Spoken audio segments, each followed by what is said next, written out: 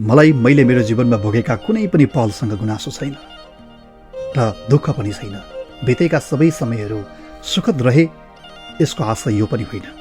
बितेका समयहरू कतिपय सुखद रहे, कतिपय दुःखद रहे, कतिपय असल मानिसहरूसँग भयो र कतिपय खराब मानिसहरूसँग सङ्गत भयो, तर पनि कुनै गुनासो छैन।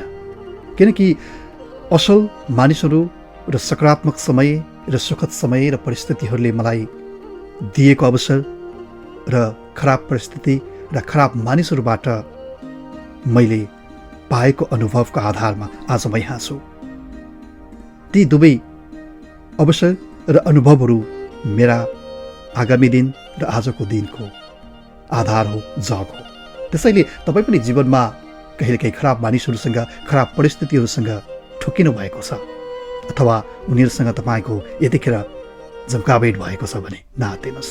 यो समय हो, बितेर जान्छ र ती दुवै चिजहरू हामीलाई जरुरत छ। एकले अनुभव दिन्छ, एकले अवसर दिन्छ। अनुभव र अवसर यी दुवैको संयोजनबाट जीवनका पल पल सुन्दर बन्नेछन्, जीवनलाई सकारात्मक बनाउन मद्दत मिल्नेछ। तपाईँको समय शुभ रहोस्।